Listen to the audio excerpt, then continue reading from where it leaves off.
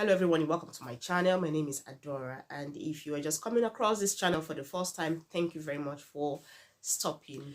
Now, as usual, I like to discuss issues about things happening in the UK, those living in the UK, events and all of that, as long as it is in the UK, like exactly where my eyes can reach, where I am very much aware of things happening around me. And I just thought about this yesterday because something actually happened recently here, and it's not the first time it's happening. It's been happening for a while, but sometimes we really need to address things the way they should be addressed without sugarcoating things, without being sentimental. And I am not a fan of sentiments. Like, if you know me, you will know I am a very blunt person. And sometimes, in as much as I like to be diplomatic, to stand in the middle, there are issues you do not stand in the middle for. There are issues you have to be outspoken and say it as it is. It doesn't matter if you would receive a backlash or nothing, as long as you know you have cleared your mind. And this particular issue is something I really need to talk about. Now, if you are thinking of coming to the UK without a visa, without like a work visa, a work permit, without a residence permit, which enables you to work and travel around and be free, without like a student visa, if you're not coming into the country as a spouse of someone who is resident in the country or a British national, if you're not coming into the country as maybe a child of a British citizen, if you don't have a visa to come into the country to stay, don't come to the UK. If you're thinking of using a visiting visa, visitor's visa, the normal tourist visa, which is about 6 months, and then when you come into the country, you will now remain, you will just stay and let your visa expire, and then you sneak into the society, don't bother. If you're thinking of coming into the UK, and then when you come to the UK, you will now start regularizing your paper and start doing all of that stuff, not doing it from home, but doing it when you come into the UK, I would say you should not even try it. Now, if you do not have a visa which belongs to any of these categories I'm going to be mentioning, please forget about coming to UK, at least until you have them. Now, the first one is a student visa. This student visa allows you to work, to go to school, to travel around, to live normally in the country. Next one is a work visa. From the name alone, you should understand exactly what the visa is all about. It allows you to work, to have a residence permit, to do whatever you want to do in the country.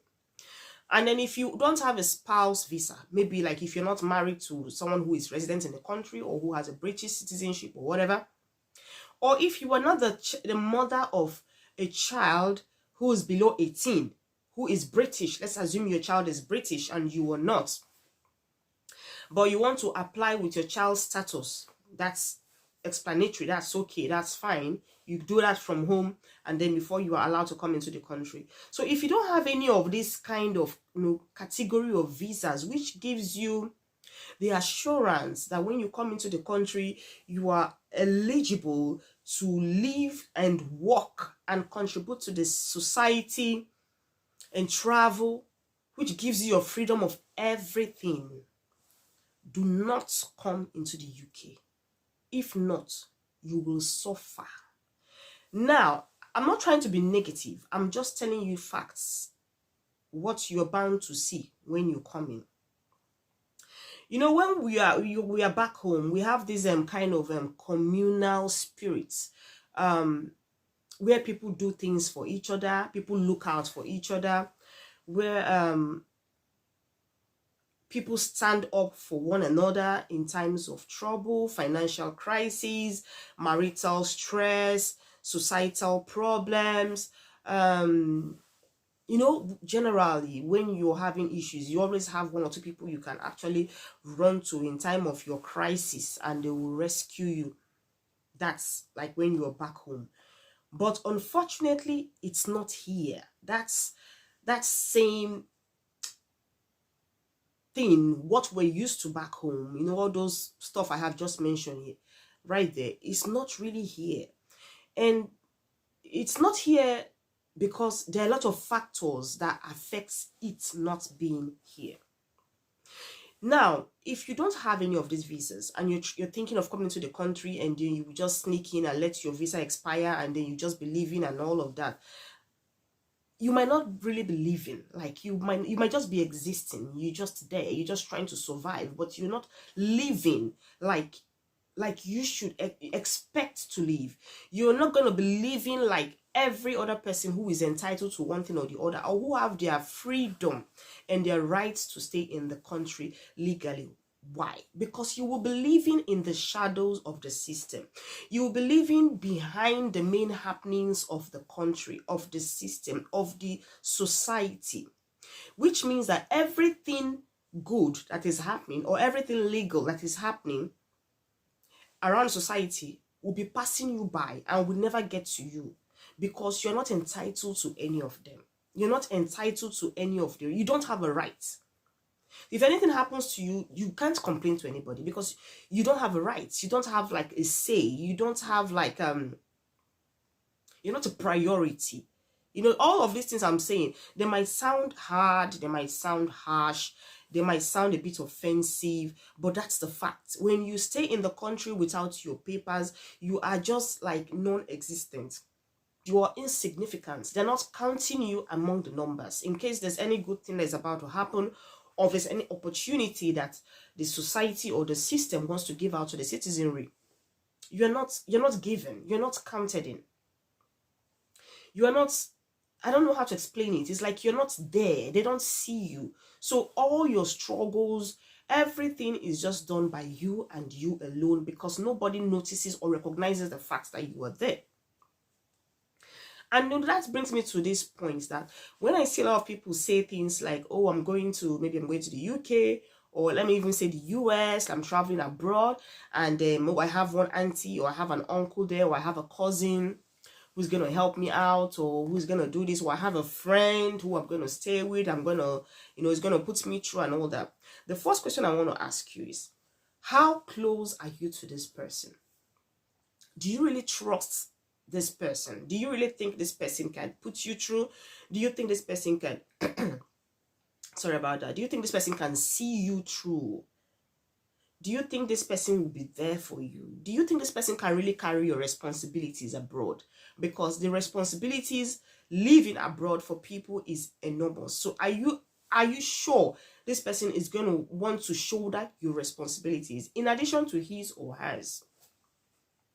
Why I'm saying all this is because something has just happened here in the UK. Now, a lady just came from Nigeria recently. She came in early this year, at about April, May of this year, 2022.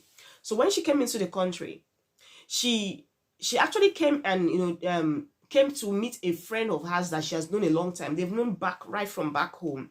They've been good friends. So when she came into the country, the friend told her, anyway, you can come and stay with me for a while you find a place to go to.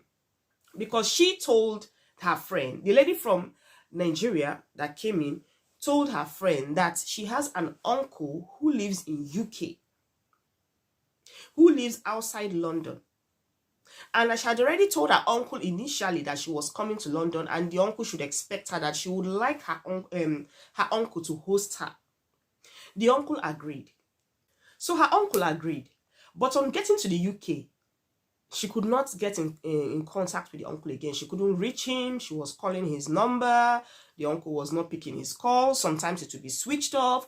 Sometimes she would drop him a message on WhatsApp. He's going to read it, but he would not respond, things like that. And this went on for a long time. So that was when her friend said, you know what, move in with me.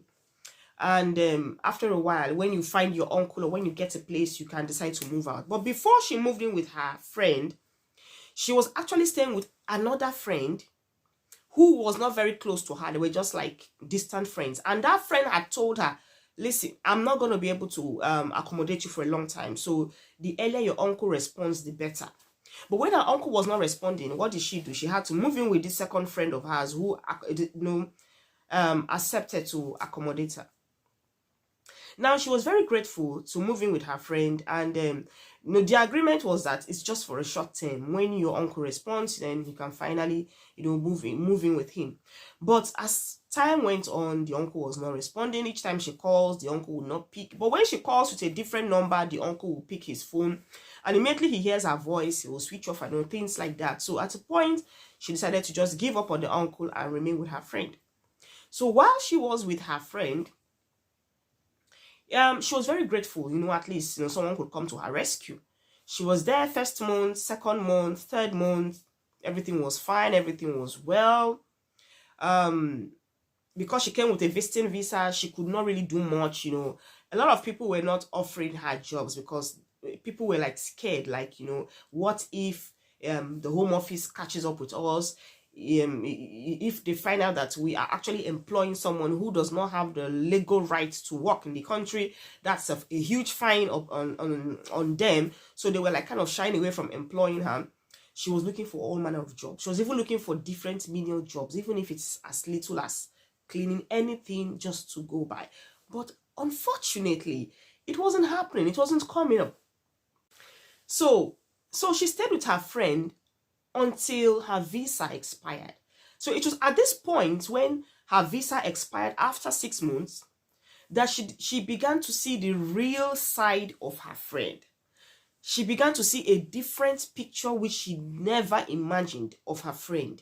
Like, she was wondering, how did her friend manage to change this fast, all within a period of 6 months?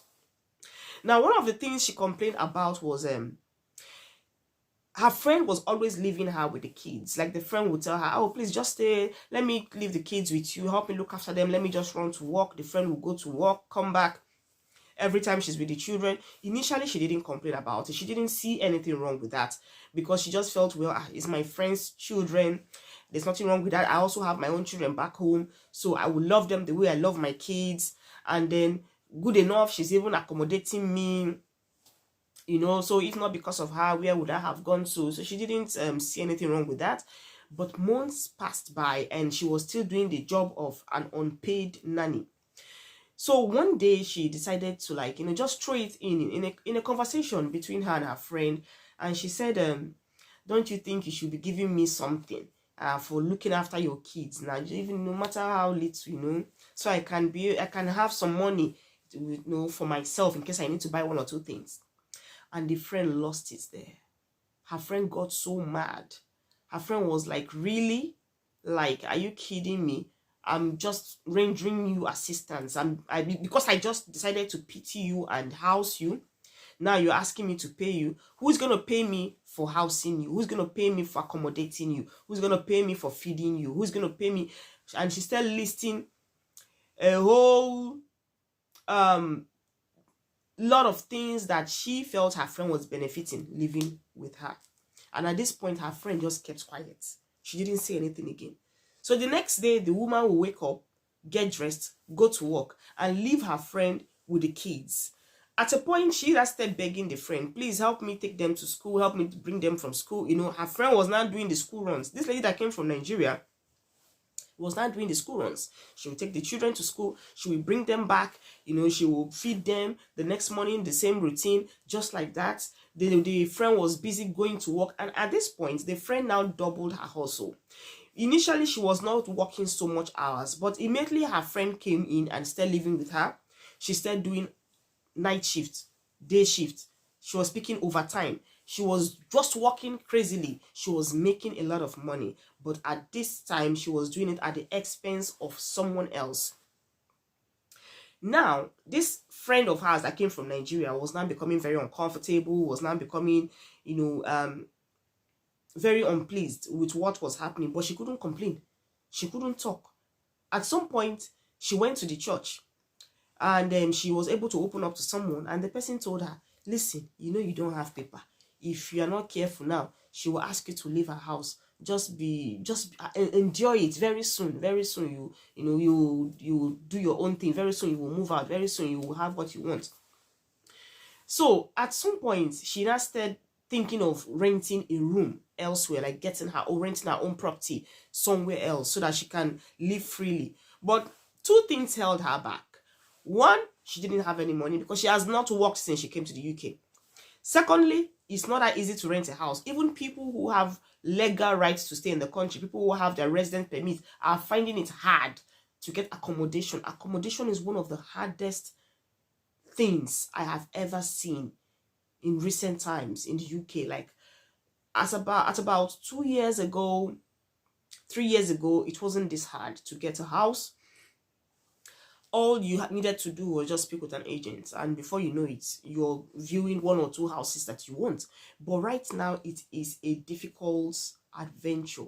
And now you come and you don't have visa, you don't have your ID card. There's nothing you have to show that you can afford to rent this house, or that you are, permitted to stay in the country. So those were the two things that pulled her back, and she decided to let that idea go, and she was living with her friend. So it got so bad that recently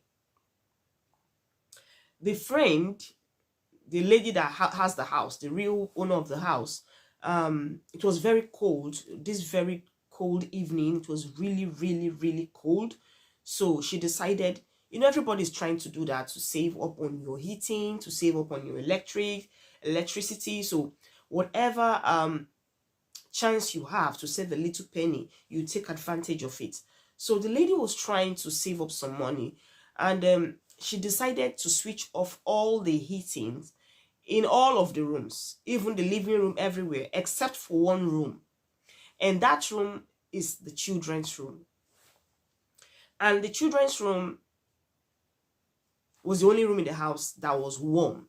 So the lady, the mother, decided to start sleeping in the room with her kids, so that they can save up electricity and then save up energy, heating and everything, just managing the stuff in one room. So while the children's room was warm, mother and children were sleeping there, enjoying the warmth of the house, of the room rather. The other part of the house was very cold. And the room where this lady, the visitor from Nigeria, was staying was really cold.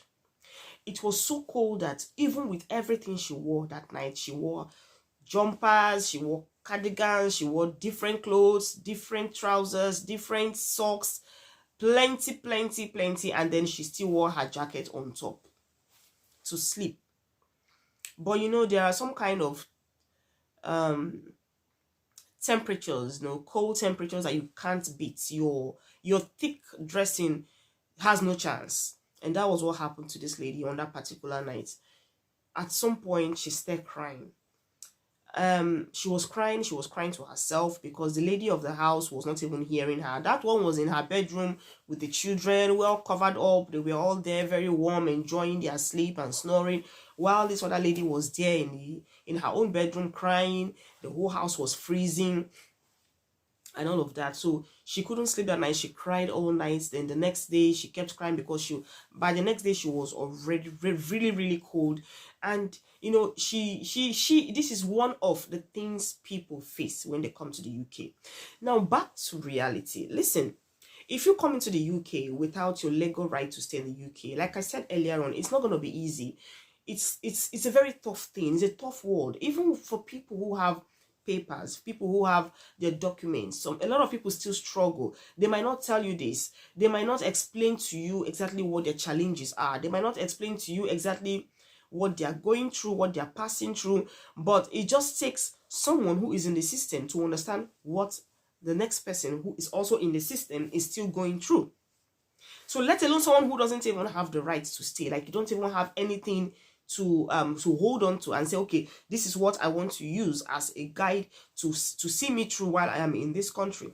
So the thing is that, honestly, if you come into the country without your legal right to live in the country, without a proper visa, you're going to struggle. You're going to go through a lot. You are going to definitely face a lot of challenges. And guess what? Majority of the stress, of the challenges, and of the problems you're going to be having will come from your fellow blacks, your fellow Nigerians, if possible. Like if you're a Nigerian, you're coming into the country and you want to stay like in the Nigerian community, you want to, of course, you might want to stay, due to the fact you're missing home and all of that, you might want to say, okay, let me stay in the Nigerian community and all that. Stay where I know people who can see me through or help me out. you're going to definitely go through a lot. And the people who will put you through all of this are your own people. Are your own people. Let's be very factual here. They are the ones who are going to make you, if you are not careful, you might start regretting why you came in. Number one, how? They're going to take advantage of you. They're going to take advantage of the fact that you don't have you don't have your documents. Some of them might offer to give you jobs, like menial jobs, or like little things to do here and there, or maybe to stay in the shop for them, or look after their shop, or look after their children, do some nanny, babysitting things, or whatever. And they're going to pay you very ridiculous amounts of money because they believe that you don't have the proper documentation to work. You're not entitled to the minimum wage. You don't have anybody to report to if anything goes wrong or if anything goes bad, or even if you're maltreated or mistreated, there's nobody for you to run to, because in the first place, the fear that if you go and speak out, people might want to report you to the authorities. That fear alone is going to pull you back, and you will decide to endure what your fellow African is doing to you. There are lots of stories about people who come in and they go and take up small jobs from fellow Nigerians, fellow blacks. And at the end of the day, if for instance, minimum wages, let me just say minimum wage is £9, they might offer to pay you £6. Now you have no right to complain because to them, they are only doing you a favor. Secondly, at the end of the job, you might not even be paid. If you are even paid, you thank your God if you are paid at all. So you might not be paid. They might come up with different excuses. And what are you going to do? Nothing. Are you going to report them? To who? Are you going to fight them? Try it and see if you won't land in jail. So there's a lot that comes with this thing. They're going to take advantage of you because they know you don't have a right. They know there's nothing you can do. They know that they're only helping you out. To them, in their mind, you should be thankful. You should be grateful they're even giving you something to do. We've heard stories of people who, they come into the country, they decide to get an employment with someone else's identity. And because they are working with someone else's identity, all the money that is paid to this staff, to you who is working, is being paid into the person's account. And at the end of the day, when he's supposed to give you your money after working, he might as well deduct 50% or even 70% of the whole pay, leaving you with almost nothing. Meanwhile, you are the one who did the job. You are the one who went out in the cold to work. You are the one who took all the insults that come with office and workplace environments and all of that. You are the one who had to deal with the stress of jumping in the bus early in the morning, coming back at night, doing 12-hour shift, doing 14-hour shift and all of that. You are the one who puts in the work, who went through the stress. But at the end of the day, what do you have? Meager amount of money, pittance, rubbish, nothing to write home about. And when you decide to speak out, you are hushed because you do not have a voice. You do not have a say. You are not supposed to be working. So you're working in that condition. The real owner is taking it. And what have you to stand or to gain after this slave trade? Because I call it slave trade. When you're working without being paid, that is definitely slavery. And who is going to be doing all this for you or doing this to you? It's only your black person that you actually trusted in or expected to help you out that will definitely be putting you through all of this stress. I've also heard stories of people that come into the country and a fellow black person decides to rent maybe one of their rooms to you in their house, decides to rent a room to you, and while you are staying there, let's assume that the whole house is let's assume the whole house is a 3-bedroom house and the house goes for like £800 a month. And this guy decides to rent one room to you. So you will only be sharing the kitchen and the bathroom with them. But you find out that you are paying as much as £600, £700 per room. You are only using one room. but you're paying as much as £600. You're almost paying the rent for the whole house. Meanwhile, the real rent is £800. So if you're paying like almost £700, what's left? You've almost paid everything, haven't you?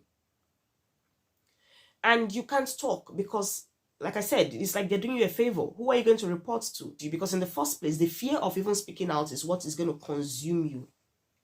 There are so many ways they debase humanity, especially when they know you do not have a right to be in the country, you do not have your documents. That's why it's always very good and very important before you step into a country or any country of your choice, check with who is going to host you. How close is this person to you? How well do you know this person? How do you think this person is going to pick up your responsibility when you decide to fall back on him or her? Because let's just assume you come into the country and you are even doing 1 or 2 jobs here and there, or you're doing 1 or 2 things that can put a little food on your table. What happens when you're not able to do that job? What will the person's response be? How is the person going to feel? Is the person going to carry your responsibility happily? Will the person look at you as a burden, a liability, or what? There's so many things you put into consideration to avoid being in this mess that a lot of people come into. That's why it's very, very important before you step into any country. Know what you're going there for. Know who you're going to meet. Try as much as possible. Have a feasible means of having your work permit, your stay, your residence permit, or whatever it is that will give you a sense of humanity when you get into the country, so that you'll be able to blend with the society, you'll be able to blend, you'll be able to enjoy your new environment. That's the only way you can conquer the challenges that comes with relocation. Without your documents, without your papers, honestly, it's not going to be easy. You will just be living like a prisoner. You'll be living at the mercy of other people. You'll be living at the mercy of your brothers and your sisters of the same color. You'll be living at the mercy of people who were supposed to be friends to you. Even family members do disappoint. There are lots of stories of family members that have at one point or the other let their people down. And sometimes you don't blame them. You don't know the situation a lot of people are living in the country, so you don't really come out. I won't come out right now and say, oh, because your uncle did not accommodate you, he's wicked, or because your auntie refused to accommodate you, she's wicked. No, I wouldn't do that, because I don't know her situation. I don't know her challenges. I don't know what she's going through in the country. In the first place, I don't know if she has a house big enough to accommodate you. I don't know if she has food enough for her children, her family, and then you, an extra mouth to feed. I don't know if she's struggling with heating in the house or electricity. Some people have been in the house for days now. There is no heating in the house. The house is cold. She might be struggling with all of those challenges. And then she might not know how to explain that to you, that, listen, my house is cold. I'm managing. I'm suffering here. And to have you in there, like, you know, it's kind of a shameful thing somehow to explain to you that I can't afford heating in my house. Will you understand? Will you understand? If you have to go into the house and you're sleeping in a cold house, wouldn't you say she's wicked for not turning on the heating? You might think that way, but you won't understand that she's just trying to cut down on cost by turning off the heater here, turn off the electricity here, turn off. You might not understand it that way. So sometimes I don't jump into conclusion to blame people who are not able to help, because you don't know what they are going through. Recently, I read in the paper of a woman who stepped into the shop. She has already finished buying. She went to one of these shops to do her shopping, her weekly shopping. She has already finished buying everything she wanted to buy. She got to the till to pay, and she was short of almost £14. And it was not like she actually intended to be short of £14, or it's not like she left her house with money that won't be enough for her shopping. But just because everything has increased in prices, she didn't realize that, you know, man, this thing has gone this bad. And when she got to the till, she had to start taking things off, taking a lot of stuff that she had already bought off from her cart, her shopping cart, and her shopping trolley. And by the time she finished picking everything off, the things that were left in her trolley, it didn't really make sense. So she was so bitter. She was really, really angry with herself. You know, she felt so bad. Then when the guy at the till finished attending to her, she just pushed her trolley to one corner and went there to cry. She was crying because she didn't realize how much she just spent that got her something so little for her and her children. So now she's taking those things back to go and manage at home with the kids because she feels it's not enough. But what will she do? She doesn't have enough money. And imagine in that situation, you're now coming to live with her. You're now coming to add to her stress. Assuming you're not even coming with money. Let's assume you don't have a job and you're not coming with money. You're not supporting her financially. Then as she's worrying about her kids, she'll be worrying about you. An extra amount, an adult for that matter. So if you think about some of these things, you understand why a lot of people are shying away from helping others, from helping even family members, friends. People don't want responsibility that will weigh them down. People don't want unnecessary challenges that will, that will stress them. They don't want it. Right now, people are looking for people that will support them. They support each other. Like you support me, I support you. Just like that. There are a lot of relationships now, a lot of friendships now that they're just like friends with benefits. When I mean friends with benefit, a lot of relationships right now, like you help me, the left hand wash the right hand wash the left hand. That is how it is. Like even in the home, even in a family setting, the man and the woman come together to assist themselves, to help, to make the work easier. While the man is taking care of the children, the woman goes to work. While the woman comes back, takes care of the children, the man goes to work. That is how you come together to make things happen. The man works, he gets some money. The woman works, she gets some money. They put some money together. They do some shopping. They pay some bills together. Togetherness is the word. You're benefiting from each other. But when you just come like that, with just yourself, with nothing to support your host, nothing to assist, nothing. You just come in and you want to be a burden on that person. Of course, definitely nobody's going to open their door for you. So that's where you see a lot of people now say, oh, my auntie is very wicked. Oh, my uncle is very wicked. Oh, they don't want to help. They don't want to help. That's not the point. There's a lot that people are actually going through, especially now, especially at this moment. You don't want to know. And you won't understand unless you are already in the country. So that's it for today. Thank you very much.